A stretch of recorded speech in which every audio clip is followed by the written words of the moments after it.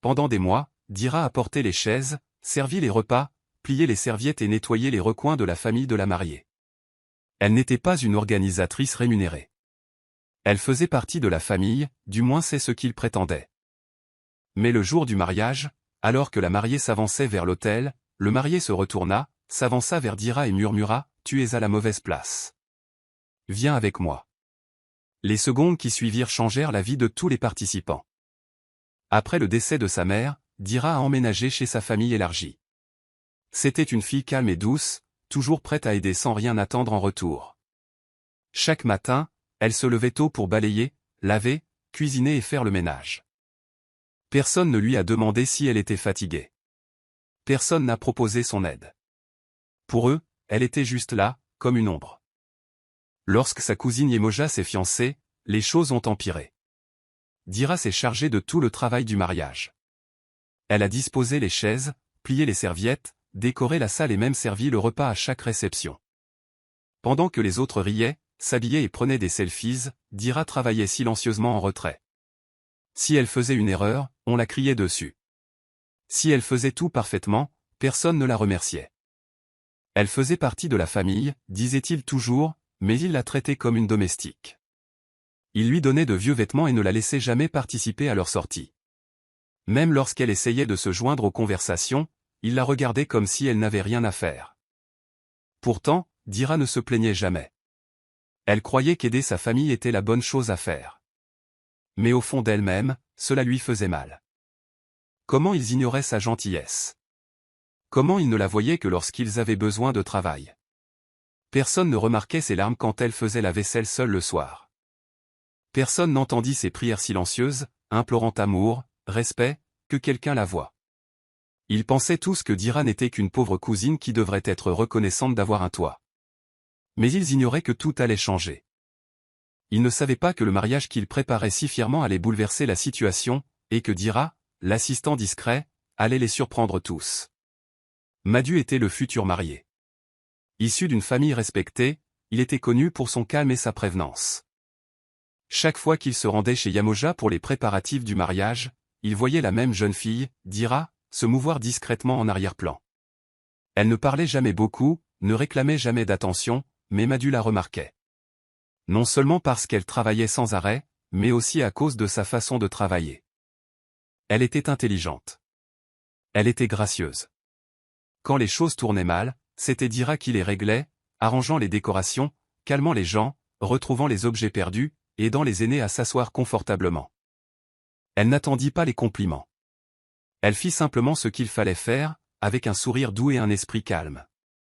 Madu commença à prêter attention.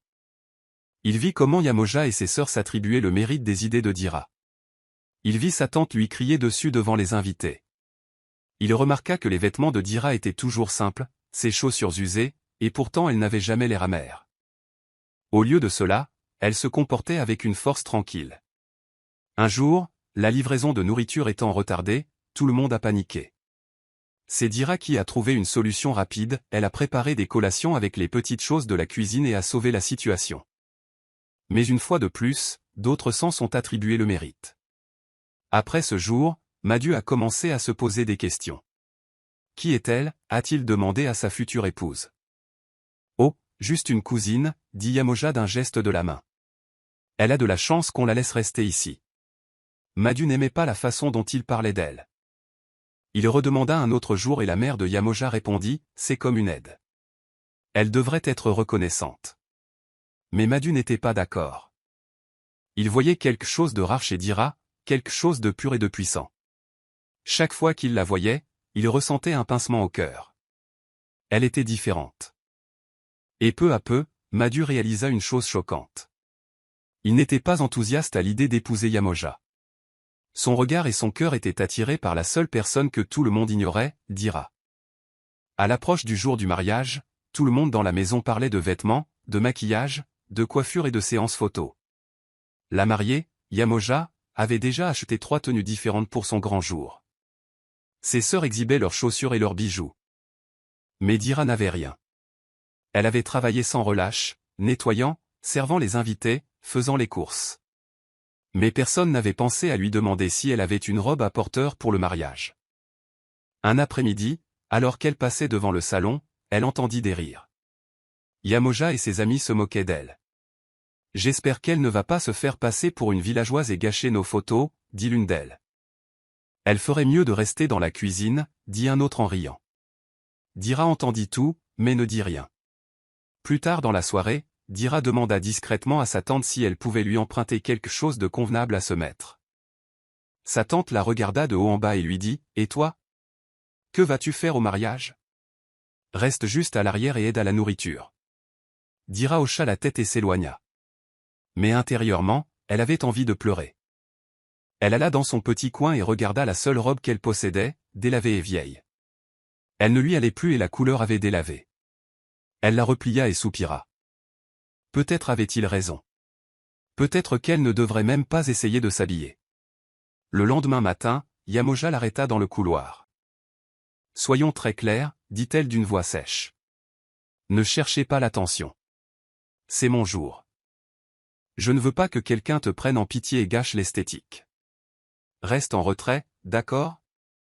Dira hocha de nouveau la tête, mais son cœur se brisa encore un peu plus. Elle n'avait jamais voulu attirer l'attention de qui que ce soit. Elle voulait juste faire partie de la famille, même un peu. Pendant que les autres allaient aux essayages et aux essais de maquillage, Dira restait pour nettoyer le désordre qu'ils avaient laissé derrière eux.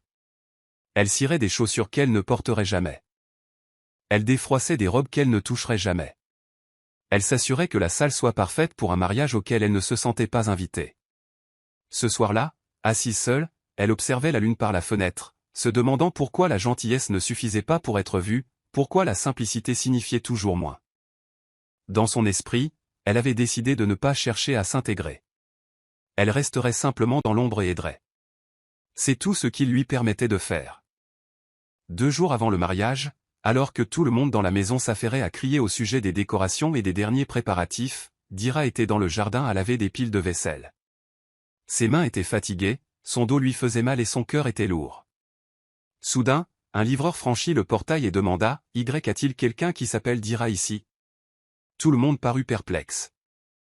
Dira leva lentement la main pour essuyer le savon de ses doigts. L'homme lui tendit une jolie boîte enveloppée dans du papier doré. Personne ne savait ce qu'elle contenait. Sa tante fronça les sourcils. Yamoja leva les yeux au ciel et dit « Sûrement un autre don. » Dira porta discrètement la boîte dans sa petite chambre et la posa sur son lit. Elle resta assise là quelques minutes, à le contempler. Lorsqu'elle l'ouvrit enfin, son souffle se coupa. À l'intérieur se trouvait la plus belle robe traditionnelle qu'elle ait jamais vue, d'un bleu profond orné de broderies dorées scintillant comme des étoiles. Le tissu était doux comme de la soie. Elle le toucha avec précaution, comme s'il allait disparaître.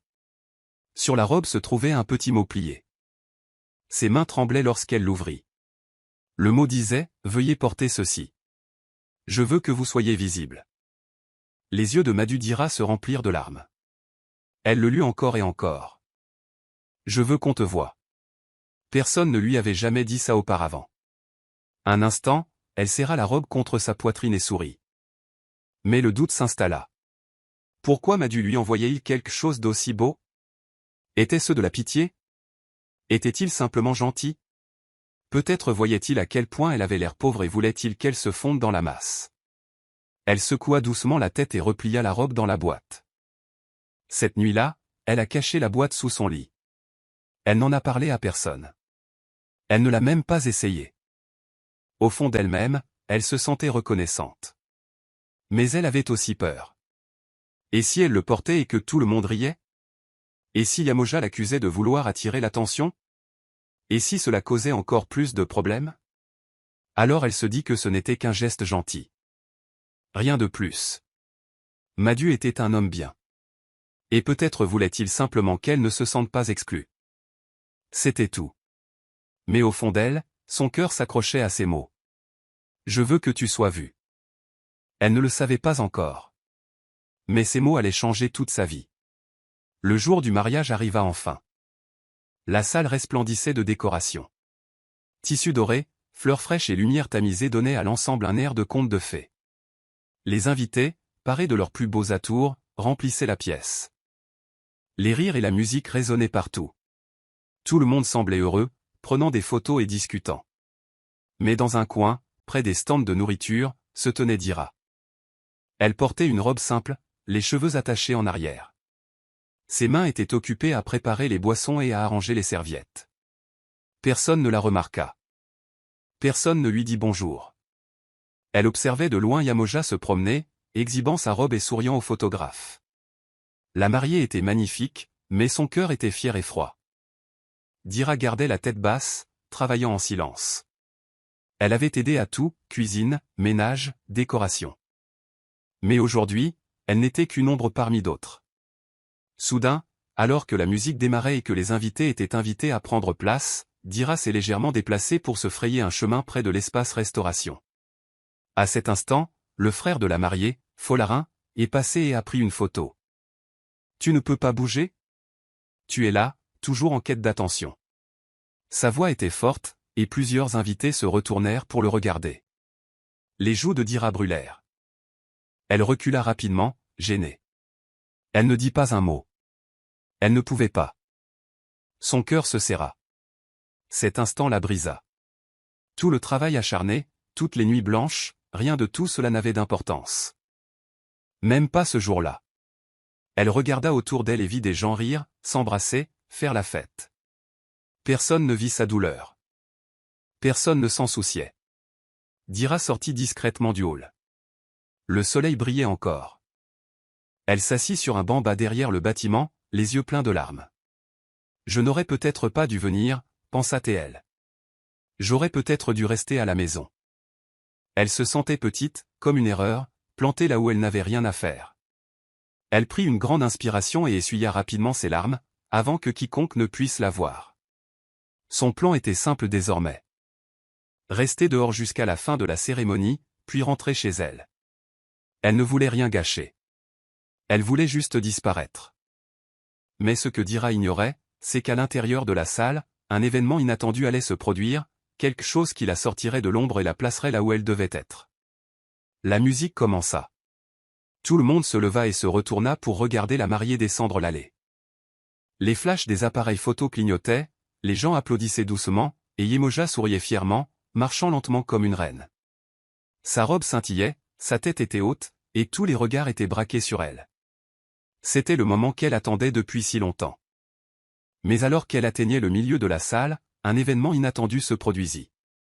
Madu, le marié, qui se tenait devant, un sourire serein, cessa soudain de sourire. Ses yeux ne se posèrent plus sur Yamoja. Il regarda derrière elle vers le côté de la salle. Puis, sans un mot, il descendit de scène et se mit à marcher. Tout le monde se retourna pour le regarder. Où allait-il? Que faisait-il? Il se dirigea droit vers le fond de la salle, dans le coin près de la porte de sortie, où Dira était revenue discrètement observer de loin. La tête baissée, les mains jointes, elle voulait simplement observer la cérémonie de loin. Mais soudain, elle leva les yeux et vit Madu s'avancer vers elle. Son cœur fit un bond. Elle cligna des yeux, confuse. Lorsqu'il la rejoignit, il la regarda dans les yeux et dit doucement mais clairement, « Tu es assise au mauvais endroit. » Dira ne comprenait pas. « Moi » murmura-t-elle. Madu hocha la tête, lui prit doucement la main et répéta, « Viens avec moi. » Sa voix était calme mais ferme. Tout le monde dans la salle se figea. Certains restèrent bouche bée. La musique s'arrêta. La mariée se retourna, choquée. Les invités se regardèrent. Des murmures emplissaient l'air. Que se passait-il? Madu marchait lentement avec Dira, main dans la main, au centre de la salle. Les invités s'écartaient, le regard toujours fixé. Les caméras se sont tournées. Certains ont halté. Quelques-uns ont même tenté de les arrêter, mais Madu les a tous ignorés. Il conduisit Dira jusqu'au fond de la salle, jusqu'à la scène où il se tenait. Puis il l'aida à monter les marches et se plaça à ses côtés. La salle était silencieuse, pas même un murmure. Dira se tenait là, dans la robe qu'il lui avait offerte, tremblant légèrement, incertaine de ce qu'elle devait dire ou faire. Mais Madu la regarda et sourit. Sa voix brisa le silence. « C'est elle, dit-il d'une voix forte, celle que je veux à mes côtés, pas seulement aujourd'hui, mais pour la vie. » La foule était stupéfaite. Les murmures se transformèrent en cris. Certains applaudissaient. D'autres pleuraient. Mais une chose était claire. Ce mariage venait de changer à jamais. Tous les convives étaient encore sous le choc. Personne ne bougeait. Personne ne parlait. Tous les regards étaient rivés sur Madhu et Dira, debout ensemble sur la scène. La mariée, Yamoya, était figée au milieu de l'allée, les fixant de ses yeux écarquillés. Son sourire avait complètement disparu. Puis Madhu prit le micro, prit une grande inspiration et dit quelque chose que personne n'attendait. « Je sais que beaucoup d'entre vous sont perplexes, commença-t-il. Sa voix était posée mais sérieuse. Mais je ne peux pas me taire. Je dois dire la vérité aujourd'hui, même si cela met les gens en colère. Je n'ai jamais voulu ce mariage. » La salle a eu un hoquet. Quelqu'un a fait tomber un verre. Les murmures recommencèrent. « Je respecte Yamoya », continua Madhu en se tournant légèrement pour la regarder. « Mais je ne l'aime pas. Je ne l'ai jamais fait. Ce mariage n'était pas mon choix. On m'y a forcé. Pression familiale. Attente. Ils ont essayé de me faire croire que c'était la bonne décision. Mais mon cœur n'y était jamais. » Yamoya resta bouche bée. Son visage pâlit. Madhu regarda Dira d'une voix plus douce. Tandis que tout le monde l'ignorait, je la remarquai. Quand les autres donnaient des ordres, elle travaillait en silence. Même quand les gens se moquaient d'elle, elle souriait toujours. Elle avait un cœur d'or. Elle n'a jamais rien demandé. Mais elle a tout donné. Le public a éclaté de joie.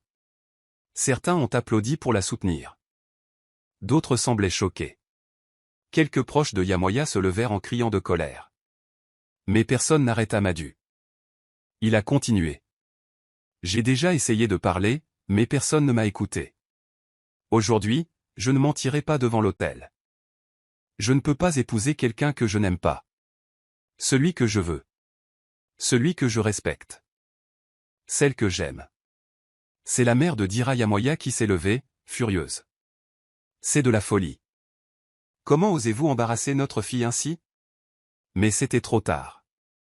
La vérité avait déjà éclaté comme un feu d'artifice dans le couloir. Les gens ont commencé à enregistrer, à chuchoter, à réagir de tous côtés. La famille de la mariée avait l'air humiliée.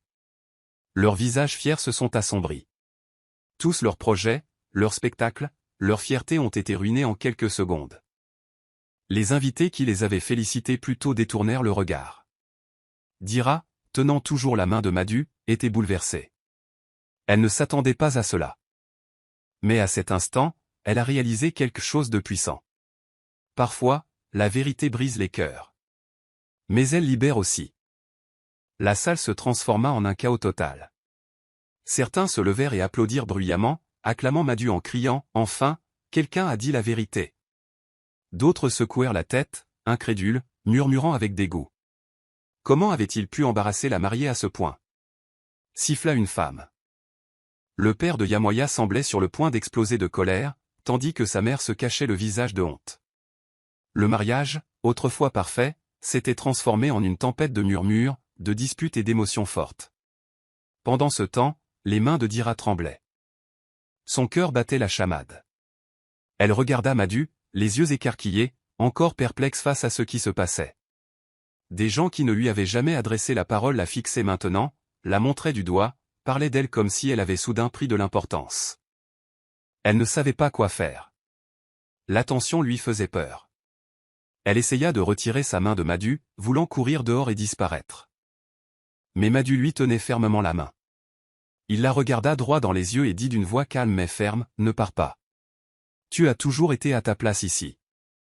Tu ne le savais tout simplement pas. » Ces mots touchèrent profondément Dira. Personne ne lui avait jamais dit ça. Toute sa vie, on l'avait traitée comme si elle était invisible, comme si elle ne comptait pas. Et maintenant, quelqu'un se tenait devant tout le monde, se battait pour elle, la choisissait. Les larmes lui montaient aux yeux. Mais ce n'était pas la tristesse qui les causait. C'était le poids d'être vu, vraiment vu, pour la première fois. Dans un coin de la pièce, la tante de Dira murmura avec colère, « Il fait une erreur. Ce n'est qu'une employée de maison. » Mais un jeune invité près d'elle répondit, « Non, il fait le bon choix. Vous ne le voyez pas ?» La foule était clairement divisée. Certains invités sont partis en signe de protestation. d'autres sont restés, curieux de voir la suite. Certains ont même sorti leur téléphone, enregistrant tout pour le publier en ligne. Mais au milieu de tout cela, Dira et Madhu restaient immobiles, ensemble. Une moitié de la salle jugeait, l'autre célébrait. Mais pour la première fois de sa vie, Dira n'avait pas l'impression de devoir se cacher. Les mots de Madhu résonnaient dans son cœur, « Tu as toujours été ici ». La salle résonnait encore de stupeur, mais Madhu ne se souciait plus du bruit. Il prit doucement la main de Dira et regarda autour de lui. « Si quelqu'un veut partir, il peut le faire, dit-il calmement. Mais on va faire les choses bien. » Certains se levèrent pour partir en secouant la tête. D'autres restèrent, les yeux écarquillés, attendant de voir ce qui allait se passer. Madhu fit venir un autre prêtre, qui le connaissait bien et respectait sa décision. Les décorations étaient toujours là, les fleurs fraîches. Mais l'ambiance avait changé. Il ne s'agissait plus d'un grand spectacle. Il ne s'agissait plus du gâteau parfait, des robes assorties ou des invités riches. Il s'agissait de quelque chose de réel. Madhu se tenait à côté de Dira, le regard doux et empli d'émotion. Dira, vêtue de la robe qu'il lui avait offerte, paraissait à la fois nerveuse et rayonnante, comme quelqu'un enfin aperçu après être resté trop longtemps dans le noir. À l'arrivée du nouveau prêtre, quelques amis fidèles et invités bienveillants se rassemblèrent. Pas de tambour bruyant ni de faux sourires, juste une musique douce et le bruit des cœurs qui battaient fort. Le prêtre prononça des paroles simples, et au moment des vœux, Madhu prit les mains de Dira et dit, « Je te vois, je te choisis et je t'honorerai pour toujours. » Les lèvres de Dira tremblèrent lorsqu'elle répondit, « Tu m'as donné ma voix alors que je n'en avais pas, je te choisis aussi. » Il n'y eut pas de feu d'artifice, mais des larmes. Même les invités les plus coriaces s'essuyèrent les yeux. Ce n'était pas grandiose, mais c'était pur. Ce n'était pas bruyant, mais c'était puissant. Et à ce moment-là, tous ceux qui étaient présents savaient qu'ils assistaient à quelque chose de spécial, un amour non fondé sur la pression ou les projets familiaux, mais sur l'honnêteté et le cœur. Madhu et Dira marchaient ensemble, non pas sur un tapis rouge, mais au centre du hall, côte à côte. Cette marche rompait avec la tradition, réécrivait l'histoire, et c'était la plus belle chose que quiconque ait jamais vue ce jour-là. Les mois passèrent, et tout changea pour Dira. Celle qui autrefois transportait des chaises et nettoyait les sols était désormais la créatrice d'événements la plus en vogue de la ville. On la contactait pour organiser mariages, anniversaires et grandes fêtes. Son travail était frais, plein de beauté et de soin, à son image. Tout le monde voulait sa main, et son agenda se remplissait rapidement. Même la famille qui la traitait comme une servante commençait à la solliciter. Ils la suppliaient de l'aider à organiser leurs fêtes, à rendre leurs événements parfaits. Mais Dira ne se précipita pas pour dire oui. Elle se souvenait de toutes les fois où il l'avait ignorée, l'avait rabaissée et l'avait traitée comme si elle ne comptait pas. Maintenant, avec Madhu fièrement à ses côtés, elle connaissait sa valeur. Dira souriait doucement lorsqu'elle refusait poliment certaines demandes. Elle avait appris à choisir sa place, auprès de personnes qui la valorisaient et respectaient son cœur. Plus besoin de faire des choses pour ceux qui ne s'en souciaient pas. Sa nouvelle vie était faite d'amour, de respect et de liberté. Madhu et Dira ont bâti une vie solide ensemble. Ils ont ri, travaillé et rêvé côte à côte. Son passé ne la définissait pas, il la rendait plus forte. Et chaque fois qu'elle entrait dans une pièce, elle n'était pas seulement une aide ou une servante. Elle était une reine. Une reine qui a choisi son trône, son peuple et son bonheur. Et cela a fait toute la différence. Si vous pensez que chacun mérite d'être traité comme un roi, partagez cette histoire et rappelez-le à quelqu'un aujourd'hui. Ne laissez personne ternir votre lumière. Votre heure de briller approche.